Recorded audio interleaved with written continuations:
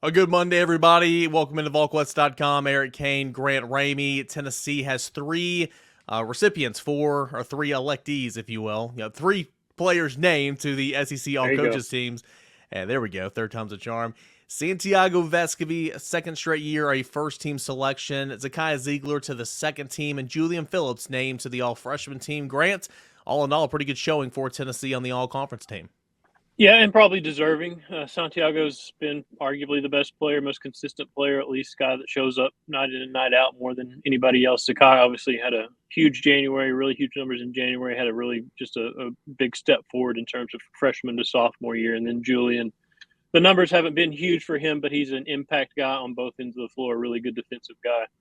Does a lot of work on the offensive end. Doesn't have any huge stats in any specific categories, but the analytics love him and the impact that he has on the floor. So for those three guys to make it, I was wondering if Josiah James would sneak on a second team or if Olivier would get some votes. But for those three to be named what they were, and for Zakiya to get on the all defensive team as well, I think that was well deserved. With and Santi, you could have argued for him too with what those two guys do on one of the best defenses, if not the best in college basketball, the way they pressure the ball in the backcourt. But all around deserving for all three of those guys. Yeah, it's a good point. Zakiya Ziegler also to the all defensive team, and you kind of led into it there. I was going to say anybody that might have got snubbed, I would say probably not. Josiah Jordan James didn't play, wasn't out there for as much as he Right. wanted to. Olivier Cumwall, very inconsistent. I think those would be the two that you might look towards, but I think the three here that were mentioned were pretty much the ones that you expected to get if they had any hope. Yeah, and it's been a frustrating season for Josiah and all the knee issue. I mean, this was a October through I don't know even know when January issue with the knee soreness. He kind of was in and out of the lineup. He missed 8 games. Then he had 4 more games missed here more recently with the ankle sprain. Olivier, he's put up big numbers in some games, and then he's just gone missing in other games. And it's not only him in the post that's been inconsistent. The other guys are inconsistent too.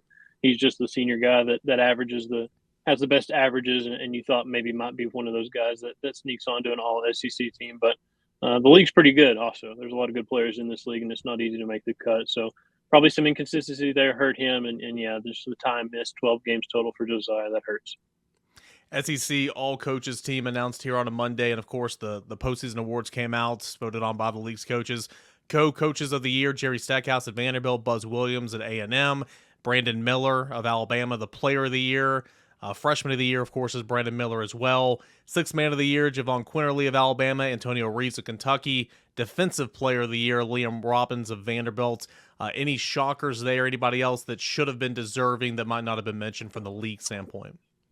Dennis Gates at Missouri. No offense to Stack, no offense to Buzz. They've done great jobs this year, great work for A&M to go from what they were last year to almost sharing a league title, if I'm not mistaken, regular season title.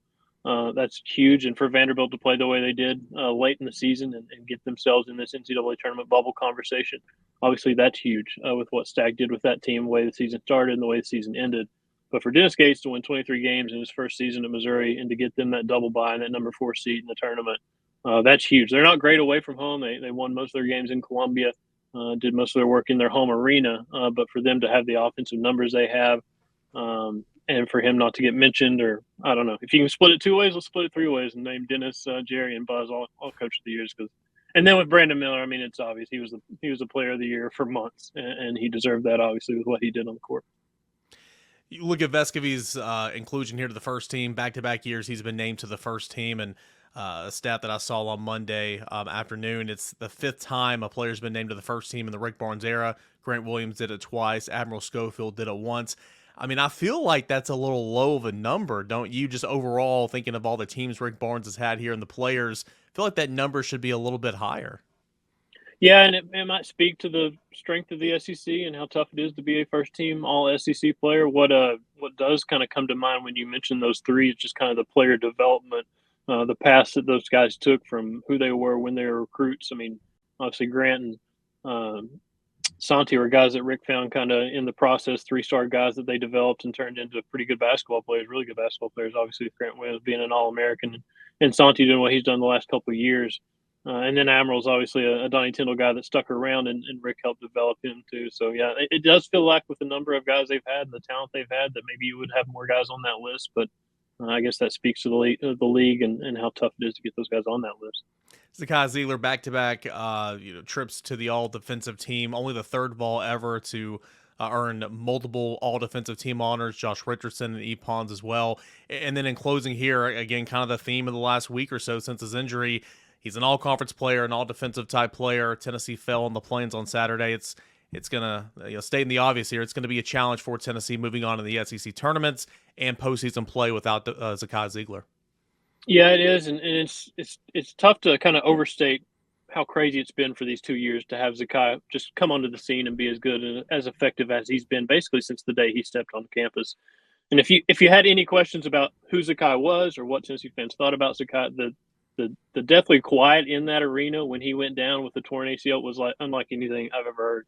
It wasn't a sold out crowd, but it was pretty full in there, and it went quiet at the drop of a hat. And I think that tells you what he means. And obviously, you look at the numbers, you look at the accolades he's collected, including today. That tells you how good of a basketball player he is. And it's definitely going to be a huge adjustment process. We saw that Saturday. We're going to see it in the SEC tournament. This team's going to have to figure things out and find some answers without him because he was a guy that was leaned on heavily.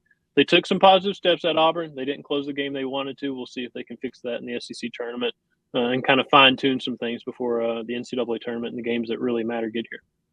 3 Vols named to the All-SEC team by the league's coaches. Santiago Vescovi to the first team, Zakai Ziegler to the second team and to the All-Defensive team. Julian Phillips, an All-Freshman team member, and Josiah Jordan-James named to the SEC Community Service team. Full coverage of Tennessee basketball, you can always find it from Grant Ramey and Rob Lewis. That is at Volquest.com. For Grant, I'm Eric. Appreciate you guys, and stay tuned for basketball, recruiting, football news, and more right here on the YouTube channel for Volquest, and as always, at Volquest.com.